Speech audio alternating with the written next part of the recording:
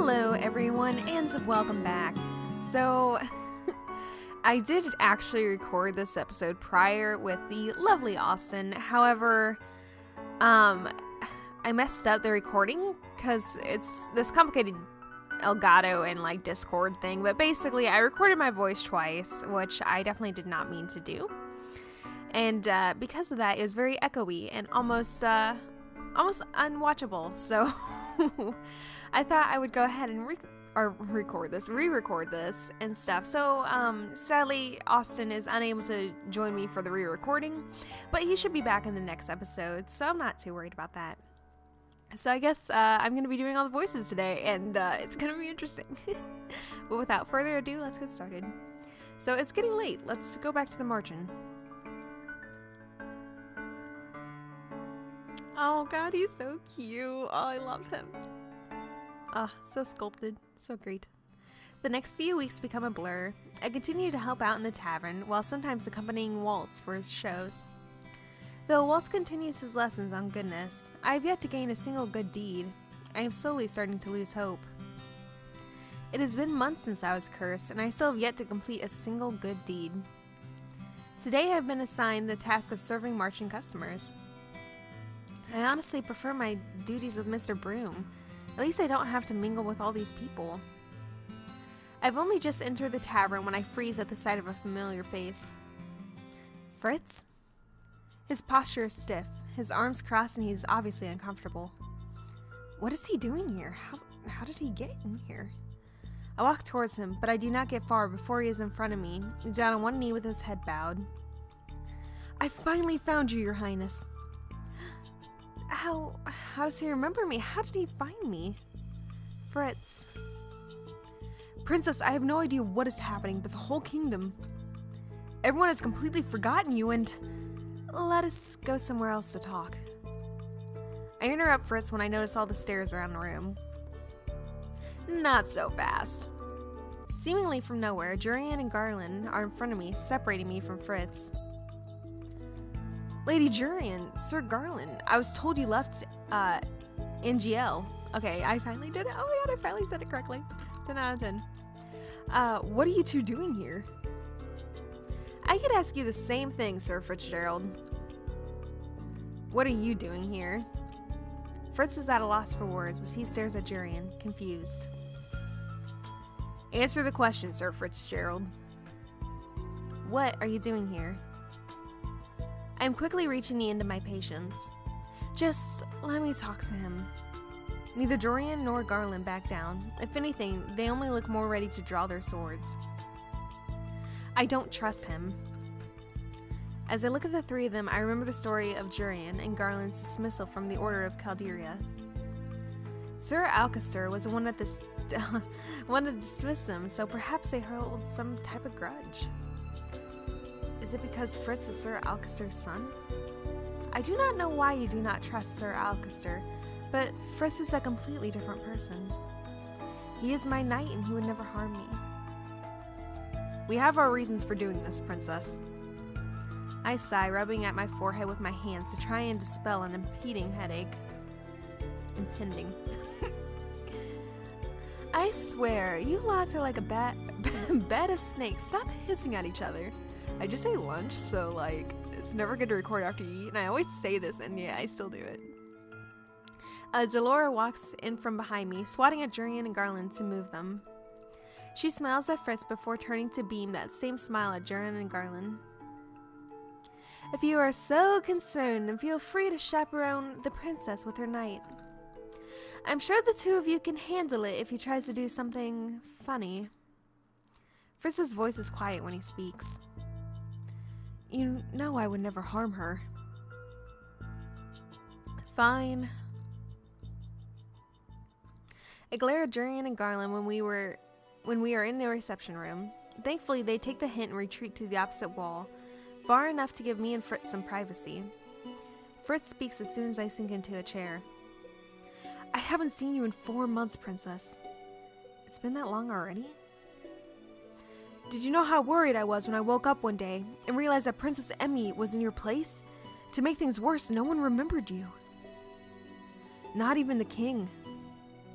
When I brought up the Crown Princess Jessie, everyone thought I was just delusional. Where do I even begin? I decide to start with the facts of my curse and how I am meant to break it. So you have the Cinderella curse, and that's the reason you remained in the Marchen? Yes. And you need to complete 3 good deeds to break it. That is right. And how many good deeds have you accomplished, if you don't mind me asking? I frown as I shake my head. None. I do not think I am capable of doing good. Oh, of course you are. I look up in surprise at Fritz's impassioned declaration. Let me start with this. I know even when we first met that I was not what you were expecting. I wouldn't be surprised to know that I even disappointed you. But you never said a word of complaint, even in the beginning when I was making a lot of mistakes. And we both know how clumsy I was at the beginning. There is a kindness in you, Princess. I know this for a fact. Even when I look away, I can still feel Fritz's eyes and smile directed at me. Anyway, so if everyone has forgotten who you are, how is it that I can still remember you?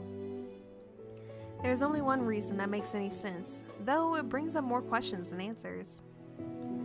Those who have the fairy tale curse are not affected by the conditions of another person's curse.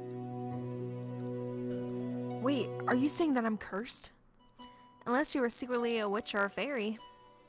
No, I'm definitely human, I can assure you of that. What about Lady Jurian and Sir Garland? Jurian speaks up from her corner of the room. Though the knights have been feigning disinterest, there is no doubt that they are listening in on our conversation. We aren't cursed, so unfortunately we don't remember Princess Jessie being, well, crown princess. We only found out when she came here. I see. Fritz's distress is apparent and he looks grimly down at the floor. He hasn't admitted to having the curse, which means that he either does not know he has it or refuses to tell me. I can't believe this. How could I have the fairy tale curse and not know about it? Have there been no differences in your life lately? I suppose I've been more forgetful lately. Does that count? You've always been forgetful. I know. Oh. Fritz's posture stiffens as Jurian walks towards us from the other end of the room. Her arms are crossed and her gaze directed at Fritz is filled with suspicion. How were you able to find this place? Fritz looks back at me as if asking permission, and I nod. I've been dispatching scouts throughout Angiel to look for the princess ever since she disappeared. A girl matching her description was last seen in this area, entering this house. When my scouts entered the place, they found it empty and abandoned. I figured that this was as good a place as any to start looking for traces of her. Though I was expecting an empty house, not a tavern full of people. Only those with a curse or certain permitted people, such as Jurian and myself, can enter this place and see it for what it is. So, I really am cursed then. Fritz is silent for a few moments as he considers what was just said to him. That does explain things, though not as much as I'd like. Fritz stands.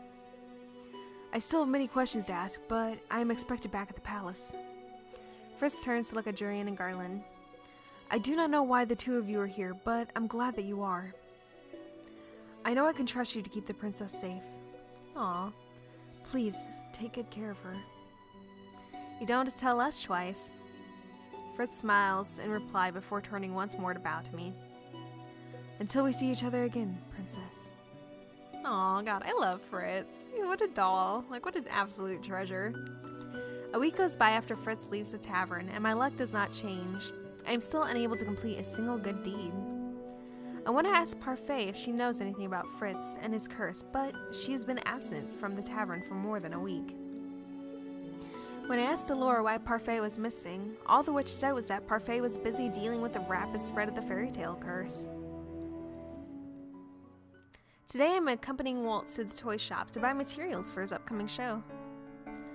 But now I can't find him. He was by these shelves earlier. Where has he gone? I turn a corner, my gaze is caught once more by the dolls on display.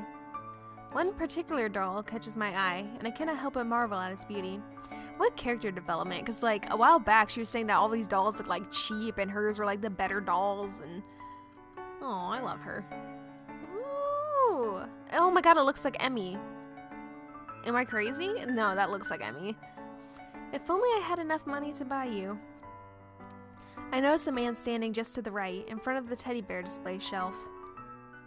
Isn't that the father I saw with his daughter a few weeks ago? He's looking at the teddy bear that his daughter wanted, the one that he didn't have enough money to buy.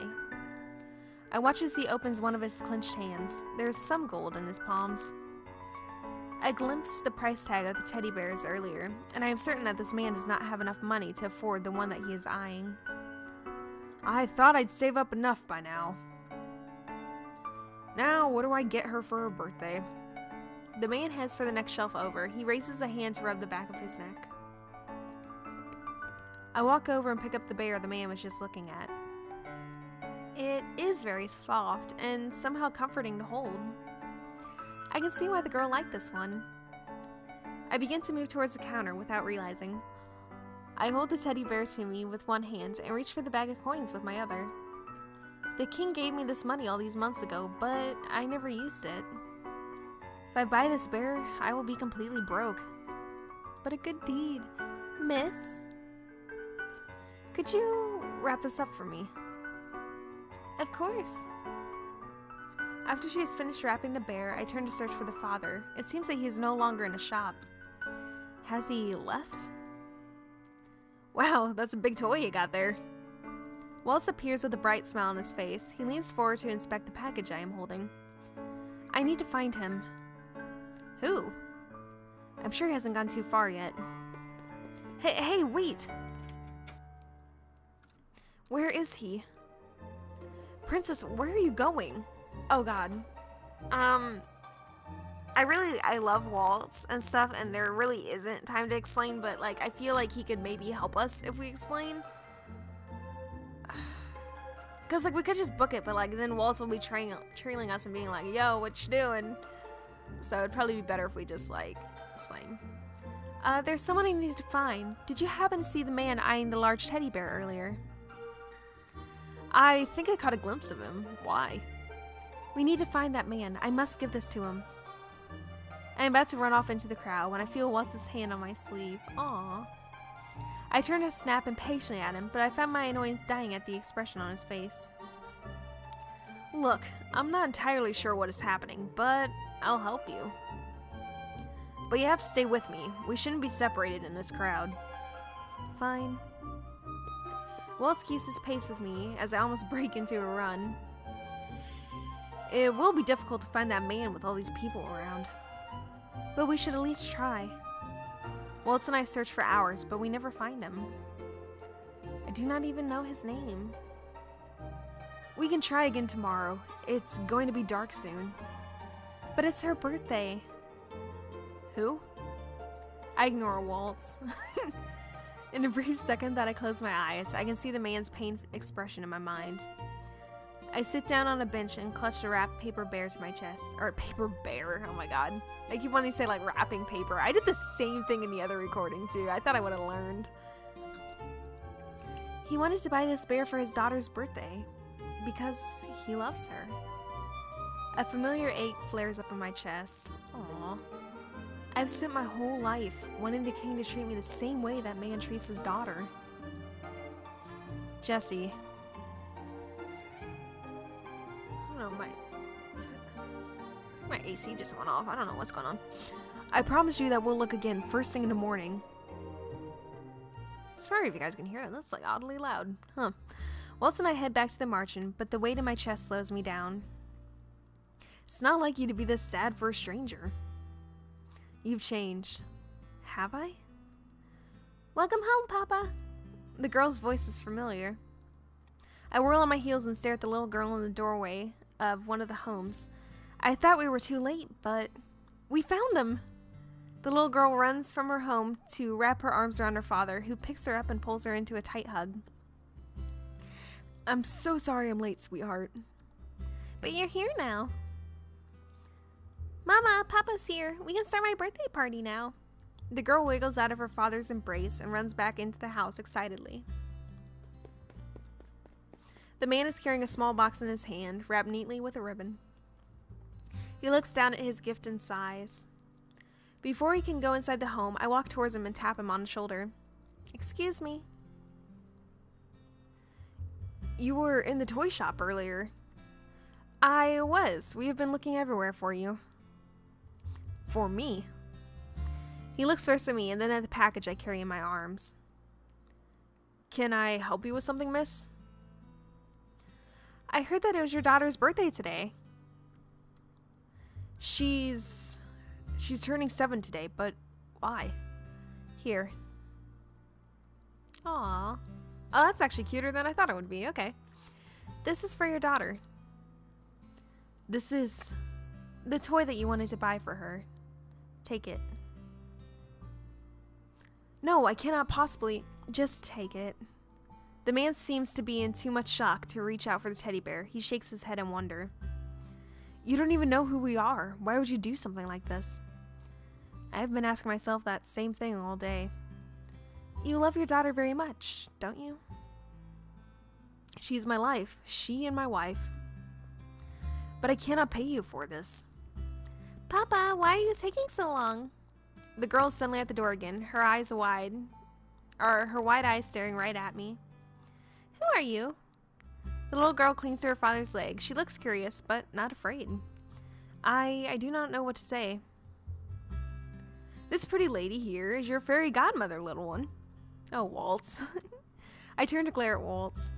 What is he playing at? Fairy godmother? Like the one in Cinderella? Yes. I shoot Waltz another warning look, but he only grins at me. She's come to fulfill your birthday wish. Isn't that right, my lady? Oh, well, we're not going to tell her the truth. Are you kidding me? We're going to play along. It is her birthday. I might as well play along. Yes. Yeah, I am. Really? Waltz nudges me towards the little girl. I glare at him before I kneel down and hold the wrapped teddy bear out to her. What does Waltz usually say to children when he gives them gifts? Oh. You have been a very good girl. This is for you. The girl reaches out and takes the bear. Her eyes light up as she stares at it. Is this a teddy bear? I nod and the little girl squeals, twirling around the wrapped paper teddy bear tight in her arms. Then suddenly she puts the bear down and throws her arm around my neck. Thank you for granting my wish, Miss Fairy Godmother. I am too shocked to react. Mama, look what my fairy godmother brought me. I can only stare at the little girl as she runs back into her house with the gift. Thank you. I glance at the man who, much to my surprise, has tears running down his cheeks. Aww. But he is still somehow smiling through them. I will never forget your kindness. He dips into a short bow and then disappears into his home. We did it! Oh my god! Yee! Oh, we did it! This is a piece of the glass slipper. Your first good deed. I stare in disbelief at the hovering piece in my hand. One moment, it is there, and the next it has been swallowed by a bright light and is joined with my pendant. I cannot believe it. Waltz, look! But Waltz is not looking at my new pendant. He's looking at my face, his gaze enraptured. What are you looking at? You just smiled. I did? It is as beautiful as I remember. Oh my god, swooning. I feel slightly embarrassed and I have no words as I quickly turn my head away. I'm glad that you decided to play along with my story. You made her birthday extra special by making her believe that you were her own fairy godmother. That no matter how tough things are, every child has someone watching over them so long as they're good. My eyes are still on the slipper when I hear an unfamiliar voice behind us. And I guess we will see who this voice is on the next episode. Oh my god, we did our first good deed! I'm so excited, I love it. But thank you guys so much for watching. And sorry this video is going up a little bit late. I'm actually recording it the day it's going up, which is like something I usually don't do. But thank you guys so much for watching, and please remember to like, comment, subscribe, the whole shebang, and I will see you guys in the next one going up on Thursday.